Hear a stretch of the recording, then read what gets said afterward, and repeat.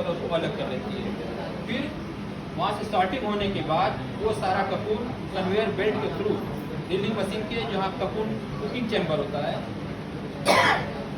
जहाँ कपूर को पकाया जाता है। एक्चुअली इसको धागा निकालने के लिए क्या होता है, पकाना पड़ता है। जब पकाते हैं तो इसमें एक सेरिसिन होता है, वो सेरिसिन डिजॉल्व हो जाता है और सिर्फ इसका धागा बच जाता है। वही धागा हम मशीन के थ्रू बाहर निकालते हैं। तो इंडिया में होता क्या है, मैनुअली होता है। इसको एक कुकिंग चैम्बर होता है भगोना टाइप का, उसमें लेते हैं, ऐसे डाल दिए, एक बर्तन होता है उससे दबाते रहते हैं। उसमें क्या होता है, इसका जब मैनुअल आप करते हैं तो टेम्परेचर मेंटेन करना बड़ा दिक्कत हो जाता है। मैनुअली वो चीज़ हो नहीं पाता है, कभी ज़्यादा हो जाता है, कभी कम होता है। अगर कम होगा तो इसका सेरिसिन पूरी तरह निकलेगा नहीं बाहर। जब निकलेगा नहीं तो ये बार बार टूटेगा। जब कोई धागा बार बार टूटेगा तो उसकी स्ट्रेंथ ऑटोमेटिकली कम हो जाएगी, कमज़ोर हो जाएगी, वो धागे मजबूती नहीं रहेगी, ठीक है। और अगर ये ज़्यादा पक गया तो इसका स्ट्रेंथ तब भी कमज़ोर हो जाएगा, क्योंकि ये तो नेचुरल फाइबर है ना, ये कीड़े ने बनाया है, नेचुरली बना हुआ है, तो ये ज़्यादा हीट होने पर भी नुकसान होता है। तो इसके लिए एक ऑप्टिमम टेम्परेचर जो होता है, तो ऑटोमेटिक रीडिंग मशीन में वो चीज़ मेंटेन होता है। तो ऑटोमेटिक रीडिंग मशीन में सॉर्टिंग टेबल से कन्वेयर बेल्ट के थ्रू वहाँ जाता है, वहाँ उसकी कुकिंग होती है, वहाँ ब्रशिंग भी ऑटोमेटिक होती है। इसको धागा निकालने क्या होता है, अगर इसको हम गर्म पानी में डाल देंगे और इसी किसी लकड़ी के थ्रू इसको हिलाएंगे और इसको ऐसे खींचेंगे, तो ये जो आप साइड से देख रहे हैं ना, ये एक्चुअली में धागा है।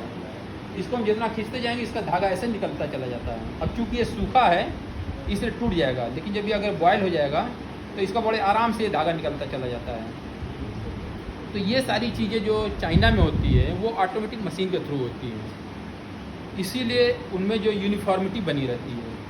अच्छा ठीक है, कपून जब कुकिंग हो जाता है फिर रीलिंग मशीन में आता है। रीलिंग मशीन में अपने इंडिया में क्या होता है, एक लेडीज एक मशीन बैठती है, उसमें 10 इंड होते हैं, वो 10 इंड को देखती है। इस तरह से वो जितने जो मशीन इंड होंगे उतने बैठते हैं, ठीक है। उसमें क्या होता है, हम जो धागा 20 नंबर के जैसे बनाते हैं, 20 से 22 हम जो बोलते हैं, एक्चुअल में ऐसे ऐसे 10 या 11 मिला करके तब वो धागा बनता है। इसका सिंगल धागा होता है, इसका लगभग 2 डेनियर होता है, धागे को जोड़ती है।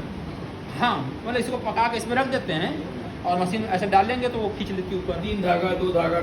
हाँ, तो एक बार में उसको मेंटेन करना पड़ा कि 10 इसके मेंटेन रहे। लेकिन होता क्या है, मैनुअली जब आप कर रहे हैं तो आपका दिमाग कहीं इधर उधर हो, या पता है 2 धागे टूट गए, आपने ध्यान नहीं दिया, वो खींच के चला गया आगे। तो जितना लेंथ वो चला जाएगा वहाँ तो 8 ही धागा काम कर रहा है, वो कमज़ोर होगा। फिर उसको अचानक से होता है अरे ये तो टूटा हुआ 2, तो 2 बदले उसने 4 डाल दिया, फिर वहाँ वो मोटा हो जाएगा। तो इस तरह से इंडियन धागे में जो मैनुअली होती है वो अनइवन इसीलिए आता है। लेकिन चाइना में क्या होता है, उसमें सेंसर लगे होते हैं मशीन में, वो जैसे ही एक धागा टूटेगा मशीन तुरंत स्टॉप हो जाएगी, वो एंड स्टॉप हो जाएगा।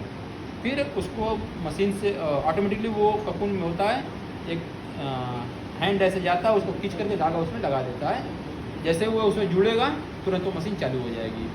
तो उसमें वो चीज़ मेंटेन रह पाता है, जो धागा जहाँ से टूटा, हाँ, और उसकी डेनियर भी मेंटेन रहती है। तो इसलिए जब उसमें